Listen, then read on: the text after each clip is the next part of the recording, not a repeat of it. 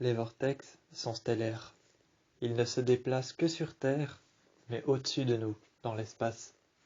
Les vortex sont bel et bien stellaires. Ils se déplacent au-dessus de nous, par 5, dans un pentagone, juste au-dessus de nous. Ils se déplacent par 5. Ils arrivent plus vite que prévu. Ils sont stellaires, juste au-dessus de nous, mais pourtant ils ont une interaction sur la Terre, proche de nous. Aussi proche de nous qu'ils ne soient stellaires, le pentagone des 7, les 5 vortex, ont une influence terrestre par rapport au fait qu'ils se déplacent de manière stellaire dans l'espace. Ils ont tous une influence différente par rapport à nous. Chaque humain réagit différemment, mais chaque humain finit par se suicider. Allison était resté au poste ce soir-là pour pouvoir trouver comment réagir, comment comprendre, comment savoir quoi faire, comment comprendre ce que veut cette force surnaturelle. Allison ce soir-là était resté pour pouvoir comprendre ce que veut cette force surnaturelle. Qu'est-ce qu'elle veut? Car une force surnaturelle a toujours une vie en elle. Une force surnaturelle est toujours vivante quelque part. Donc c'est-à-dire qu'il fallait chercher à la comprendre. Il fallait rester. Il fallait que quelqu'un se porte garant pour pouvoir rester à l'intérieur et trouver la vie qu'il y avait dans cette force surnaturelle. Dans cette force surnaturelle, il y avait bel et bien une vie. Il fallait la trouver pour pouvoir la comprendre, savoir ce qu'elle veut et pouvoir enfin l'arrêter. Allison s'était portée garante pour pouvoir rester le soir. Elle s'était portée garante pour pouvoir rester le soir. Avec une maison comme celle-ci, à un point culminant des plus hauts, en Allemagne, dans la forêt noire, à un point culminant des plus hauts, cette maison comme celle-ci, le soir, on en avait une vue stellaire incroyable. Par le dessus du toit, qui était en verre, on en avait une vue incroyable du vortex. Le vortex des 5. Le vortex des 5, ce qu'on pouvait appeler les contours du pentagone des 7. Le pentagone des 7 était fait de 3 choses. Le pentagone des 7 était l'entièreté, c'est-à-dire le pentagone qui se déplace avec les 5 vortex. Ensuite, il y avait le vortex des 5. Le vortex des 5 sont les 5 vortex à chaque extrémité du pentagone. Puis il y a les 7. Les 7 personnes qui essayent de régler le problème par rapport à celle qui a disparu, Styles. Par rapport à Styles qui a disparu, les 7 sont les 7 personnes restantes qui règlent le problème. Ce sont les trois choses qui composent le pentagone des 7. Les 7 personnes qui règlent le problème, la personne qui prend un risque, qui ne compte pas, et ensuite le vortex à chaque extrémité qui forme les 5, et le pentagone qui se déplace, qui forme le pentagone des 7. Le pentagone des 7 est une force surnaturelle stellaire qui se déplace, mais chaque vortex a une influence différente. Chaque vortex a une influence différente seulement. Celle-ci est toujours la même et finit toujours par la même chose. Chaque vortex a une influence différente, mais celle-ci finit toujours par la même chose, le suicide. Mais celle-ci a une influence différente sur chaque personne. Une personne peut s'avérer devenir violente, autant qu'elle puisse devenir très calme, autant qu'elle puisse perdre la boule et ne plus savoir où elle est, ne plus savoir ce qu'elle fait. Cette personne peut s'avérer perdre totalement la mémoire et ne plus savoir qui elle est, où elle est, ce qu'elle fait, à quel endroit elle se trouve, ce qu'elle doit faire. Cette personne peut aussi s'avérer devenir de plus en plus faible, autant de manière physique que de manière en rapport avec la force, qu'en rapport avec le physique, autant qu'en rapport avec le physique qu'en rapport avec la force, cette personne peut s'avérer devenir de plus en plus faible. Certaines personnes réagissent de manière à devenir de plus en plus rachétiques. La dernière personne qui avait survécu s'avait avéré avoir survécu à 2 vortex. Celui qui te rend vulnérable et impuissant, qui te rend rachétique, et il avait survécu à celui qui te rend faible, qui te rend barge, qui te fait perdre la mémoire, qui te fait oublier. Il avait survécu à ces deux-là. Seulement les 3 autres l'avaient anéanti. Le poussant au suicide, cette personne a été retrouvée quelque part dans la forêt. En dessous d'un arbre, elle a été retrouvée dans la forêt. On a retrouvé son cadavre quelque temps après. Ses os étaient déjà disloqués. Ses os étaient déjà disloqués. La chair était en train d'être mangée par les vers. La chair était en train d'être mangée par les vers. Ses os étaient disloqués. Sa personne avait disparu. Il n'y avait plus son visage. Son visage était décharné. Il n'existait déjà plus quand on l'avait retrouvé. Seulement ses vêtements qui étaient éparpillés un peu partout sur les côtés. Allison, elle, faisait des recherches aux personnes qui ont survécu, à leurs témoignages, à ce qu'ils avaient vu, ce qu'ils avaient entendu, ce qui s'était passé dans la forêt. Car cela touchait peut-être l'humanité, mais l'humanité, quand on y pense, Allison a fait beaucoup de recherches. Allison a fait beaucoup de recherches sur l'humanité lorsqu'ils ont été prévenus de cette force surnaturelle. Lorsqu'ils ont été prévenus de cette force surnaturelle, Allison a fait beaucoup de recherches sur l'humanité, sur la race humaine. Et elle en a conclu une chose, que beaucoup de témoignages parlaient qu'il y avait du mouvement dans la forêt. Lorsqu'elle approchait de plus en plus, il y avait de plus en plus de mouvement dans la forêt. Les animaux commençaient à crier, à hurler à la mort. On pouvait entendre les loups, on pouvait entendre les cerfs, on pouvait entendre les chouettes, les hiboux, les corbeaux s'acharner en une nuée noire au-dessus des arbres. On pouvait entendre que cela ne touchait pas simplement le métabolisme humain, mais le métabolisme animal. Ça touchait tout simplement tout ce qui touchait à la biologie, tout ce qui était vivant. Tout ce qui touchait à la biologie qui était vivant, que ce soit une plante, que ce soit un arbre, que ce soit un animal, un humain, un être humain. Tout ce qui touchait à la biologie et qui était vivant, tout ce qui était biologique, vivant, qui avait un esprit, qui avait un conscient, était touché par cette force surnaturelle. Seulement personne ne comprenait pourquoi toutes les personnes finissaient par mourir. Allison avait regardé beaucoup de témoignages sur beaucoup de personnes qui ont survécu à certains de ces vortex. Mais toutes les personnes qui ont survécu à certains de ces vortex sont obligées de passer par les 5 pour pouvoir avoir survécu à la force surnaturelle. Seulement toutes les personnes qu'elle avait entendues, qui avaient témoigné, qu'elle avait écoutées, sont mortes car elles n'ont survécu qu'à un vortex ou à plusieurs, 2 maximum voire 3, car il s'avère que les vortex deviennent de plus en plus puissants à chaque fois qu'ils se montrent. À chaque fois qu'ils se montrent, que ce soit le premier, le deuxième, le troisième, le quatrième ou le cinquième est la phase la plus difficile. Elle te pousse à la folie, à l'horreur, à la terreur. Tu as l'impression que tout ce que tu vois veut te menacer, veut te tuer ou veut s'en prendre à toi. Tu plonges dans la paranoïa, la démence, et tu finis tout simplement par te suicider. Lorsque tu finis par te voir toi-même, tu finis par avoir la menace du fait que tu veux t'en prendre à toi-même, et tu finis par te plonger dans l'inconscient de la démence et de la paranoïa. C'est un peu comme de la psychose, le dernier. Le premier stade est assez facile.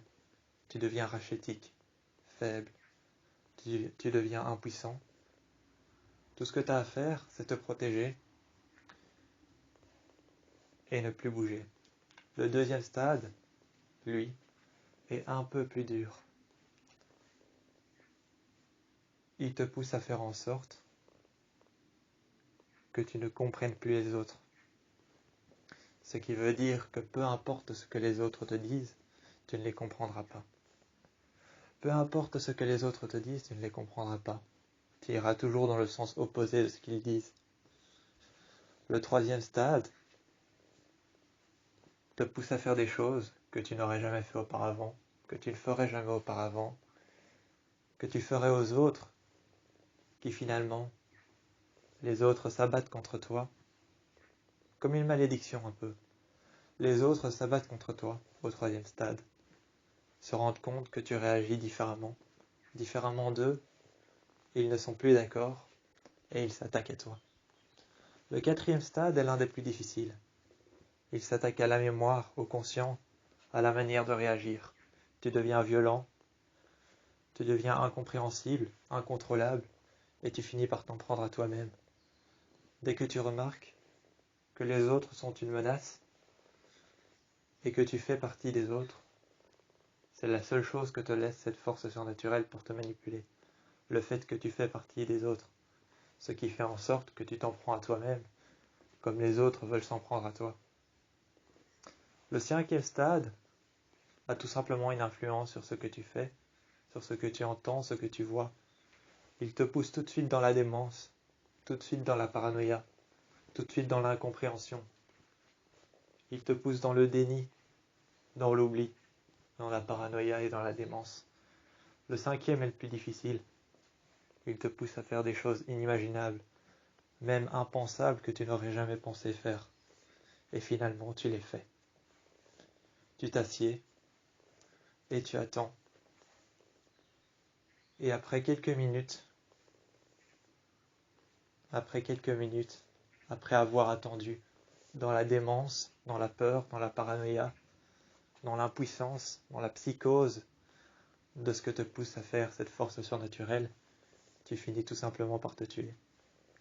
Tu es retrouvé, mort, décomposé, en dessous d'un sentier, sous les arbres, dans la pourriture, les animaux qui te mangent, les vers qui te rongent les os, la chair qui tombe et qui se décompose, la puanteur de la putréfaction.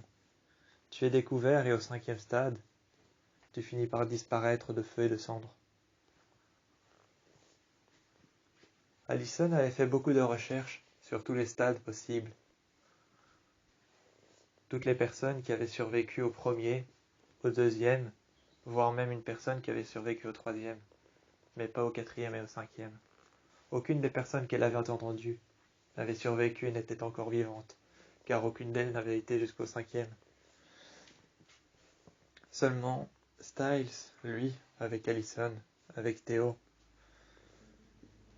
avec Derek, avec Liam, avec Malia et avec Allison, Styles lui avait trouvé la solution pour survivre au premier, au deuxième, au troisième, au quatrième et au cinquième vortex. Il avait trouvé la solution pour survivre au cinquième. Il avait trouvé la solution. C'était tout simplement de se protéger sous terre. Sous terre, la force n'a pas d'influence sur nous. La force surnaturelle n'a pas d'influence sur nous, n'a pas de contact avec nous, car elle ne survole que la terre. Ceux qui sont au-dessus ont une influence avec la force surnaturelle. La force surnaturelle a une influence avec les plantes, les arbres, les animaux, et aussi la végétation, ainsi même que ce qu'il y a sous l'eau. La végétation, la faune, la flore, les arbres et les êtres humains, la race humaine ainsi que les poissons et tout ce qui est aquatique qui se trouve sous l'eau, s'attaquent à eux-mêmes ou s'attaquent aux autres, et la chaîne alimentaire ne devient plus qu'un oubli. Lorsque cette force surnaturelle arrive, la chaîne alimentaire ne devient plus qu'un oubli, plus que quelque chose qui ne fonctionne à l'envers. Et de cette manière-là, on peut comprendre tout simplement qu'une force pareille pousse tout à se démener contre sa personne, contre les autres, contre sa volonté. Cette force surnaturelle pousse tout être vivant à se démener contre soi-même, à se démener contre soi-même, à s'acharner sur les autres, tel un chien qui aboyait à la lune. Tel un chien qui aboyait à la lune, tel un loup qui criait le haut d'une falaise pour pouvoir signaler que sa meute est en danger, tel un chien qui aboie à la lune pour pouvoir se protéger, pour pouvoir protéger son territoire, tel un hibou qui crie le soir pour pouvoir prévenir de sa présence, tels des corbeaux qui forment une nuée noire dans le ciel, toute la faune et la flore, ainsi que la race humaine, s'acharnaient les uns contre les autres. Il n'y avait plus aucun sens à la chaîne alimentaire, plus aucun. Allison remarquait alors que, dans les vastes étendues de ce qu'il y avait en dessous de la maison, au premier point culminant de la forêt, elle remarquait que dans les vastes étendues qu'il y avait en dessous de la maison, cette maison qui faisait partie de deux blocs blancs qui ressemblaient à des cubes, qui étaient posés l'un contre l'autre. Le premier étage était le laboratoire. Le deuxième étage était l'endroit dans lequel Theo, Liam, Derek, Styles, Allison, Malia vivaient ensemble. C'était la dépendance. La dépendance Sylva-Mater était le deuxième étage. Le laboratoire, là où travaillait Allison le soir, était l'étage secondaire, l'étage en dessous. Ensuite, cette maison, constituée d'un laboratoire et d'une dépendance dans laquelle vivaient Allison, Malia, Scott,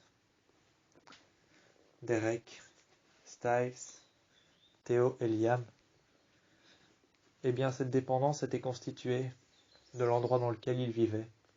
Un salon, une salle de bain, une salle à manger, une cuisine, des chambres, une chambre différente pour chaque personne. Il y avait un système de caméras, autant à l'intérieur qu'à l'extérieur. À l'extérieur, les caméras étaient protégées par un dessous de verre qu'il y avait par-dessus. Un dessous de verre en plexiglas qu'il y avait par-dessus, qui protégeait la caméra des influences surnaturelles.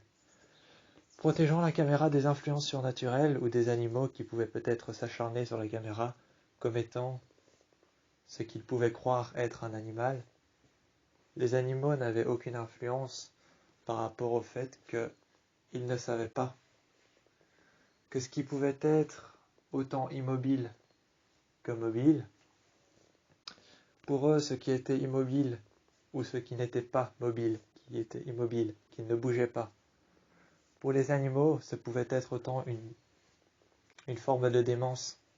Ils pouvaient croire que ce qui était immobile et ce qui ne bougeait pas était quelque chose qui les menaçait du regard. Autant que nous savions que c'était des caméras. Nous les avons camouflées alors.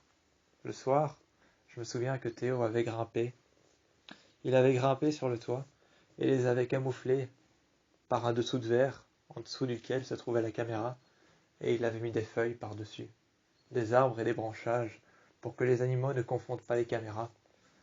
Par-delà des animaux, ou un animal quelconque qui pourrait s'en prendre à eux, par-delà la démence de la force surnaturelle, il fallait prendre toutes les précautions pour pas que les animaux ne confondent les caméras extérieures avec un animal immobile qui pouvait être en pleine démence et qui avait l'intention de s'acharner sur les autres. Le soir, on a commencé à faire nos calculs, à essayer de comprendre ce que cherchait cette force surnaturelle, pourquoi voulait-elle s'en prendre à la faune, à la flore, à tout ce qui était biologique et vivant, à la race humaine, et surtout à nous. Pourquoi voulait-elle s'en prendre à nous 8? Pourquoi voulait-elle s'en prendre à Styles, qui a disparu du point culminant, lorsque surtout, il a disparu le soir du point culminant, il a disparu des radars, lorsque le taux de suicide était le plus haut. Lorsque le taux de suicide était le plus haut, le plus élevé, il a disparu des radars. Il n'est plus jamais revenu, on l'a plus jamais revu. Ayant peur de ne plus jamais le retrouver, on doit partir à sa recherche, dès l'aube.